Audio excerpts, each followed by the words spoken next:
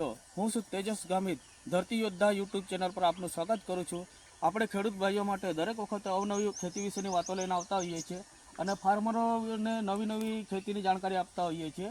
તો આજે આપણે ખરગોઈ ગામ લાગે અને તાલુકો વાંસદા અને જિલ્લો નવસારી, તો આપણી પાસે અહીંયા પ્રગતિશીલ ફાર્મર મોજૂદ છે અને આપણે જોઈ શકીએ છીએ કે એણે સરસ મજાની અહીંયા પાક બનાવ્યો છે અને આ પાકની આપણે પૂરી માહિતી લઈશું અને પૂરી જાણકારી અને વ્યક્તિગત જે આપણા ફાર્મર છે એના અનુભવ આપણે લઈશું, બરાબર। તો આપણે અહીંયા જે આ પાક દેખાઈ રહ્યો છે એને પહેલાં નિહાળીશું કે કેટલો સરસ મજાનો પાક અહીંયા બનેલો છે। જરાક આપણે આગળથી આવીશું, આ જોઈશું કે અહીંયા કેવી સરસ મજાની લાગ બેઠી છે, બરાબર। આ આપણે જોઈ શકીએ છીએ સરસ મજાની લાગ બેઠી છે અને સરસ મજાનું ફ્રૂટિંગ અહીંયા દેખાય છે। આ આપણે હાથમાં પણ જોઈ શકીએ છીએ લંબાઈ, અને ગુજરાતીમાં બરબટી અને દક્ષિણ ગુજરાતની અંદર ચોળી પણ કહેવામાં આવે છે ફાર્મર ભાઈઓ। અને આ હાઇબ્રિડ સીડ છે એટલે આમાં લોકલ સીડ પણ આવે છે અને આ હાઇબ્રિડ છે। તો આપણી પાસે ફાર્મર મોજૂદ છે, તો ફાર્મર પાસેથી આપણે પૂરી જાણકારી લઈશું અને એમનો વ્યક્તિગત અનુભવ પણ લઈશું। પણ એના પહેલાં આપણે આ જે અહીંયા જોઈ રહ્યા છે કે આ સરસ મજાની જે લાગ બેઠી છે એને આપણે નિહાળીશું। આપણા હાથમાં ચોળી છે, એની લંબાઈ આપણે જોઈ શકીએ છીએ અને આ આપણે જોઈ શકીએ છીએ એને કેવી ચોળા ગુચ્છામાં બેઠી છે। આગળ આપણે જતા જોઈશું અને ચેક કરતા જઈશું કે કેવી મજાની લાગ બેઠી છે, નિહાળીશું આપણે આરામથી આખા ખેતરની અંદર।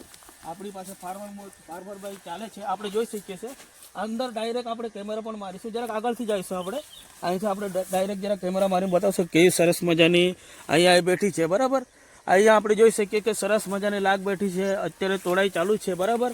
તો આપણી પાસે ફાર્મર મોજૂદ છે, તો ફાર્મર પાસેથી આપણે પૂરી જાણકારી લઈશું, બસ। ઓકે, મારું નામ મહેશભાઈ મગનભાઈ બિરારી, ખરજઈ ગામ, તાલુકો વાંસદા, જિલ્લો નવસારી। તો સર, તમે આ જે બરબટી લગાવી છે આ તમે જરા ખેડૂત ભાઈઓને જાણકારી આપીશું કે આ કઈ કંપનીની વેરાયટી છે અને કેટલા સીડ તમે લગાવ્યા છે? આ છે ને આ ધરતી સીડની છે, DDGL 45ની। એ છે ને મેં 1000 સીડ લગાવેલા છે, એક સીડના 7.5 રૂપિયા લાવેલો। ઓકે, તો આમનું ડિસ્કાઉન્ટ તમારે 5/2માં એવું મૂકવામાં આવે છે, બરાબર?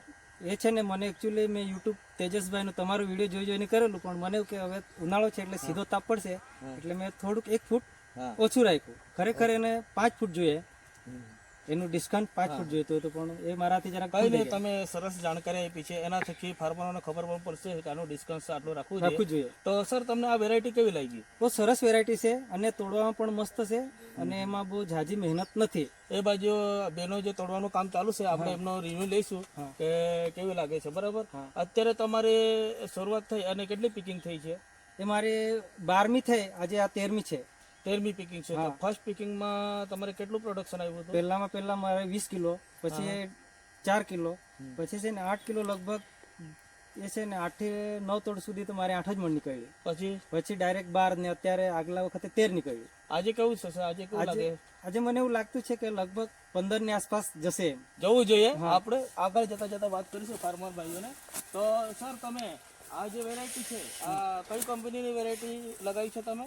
આ ધરતી કંપનીની ધરતી સીડની DDGL 45। DDGL 45 એટલે કે ધરતી સીડની જે વેરાયટી આવે છે આપણી બબલી, એનું ન્યૂ વર્ઝન છે અને એવું કહેવાય છે કે આમનું જે પ્રોડક્શન છે એ હાઈ પ્રોડક્શન છે, રોગ પ્રતિકાર ક્ષમતા પણ સારી છે અને લંબાઈમાં વધારે છે અને માર્કેટમાં વ્યાપારી પસંદ કરે છે? અને હા, બિલકુલ પસંદ કરે છે, બિલકુલ પસંદ કરે છે। ઓકે, ફાર્મર પાસેથી આપણે ખૂબ સારી જાણકારી મેળવી, તો તમારે શું બીજા ફાર્મરને શું તમારો સંદેશ આપવો છે? શું લાગે આમાં મહેનત કેવી છે? અને આપણે જોવા જઈએ તો અડધા વીઘાથી થોડુંક પ્લસ છે।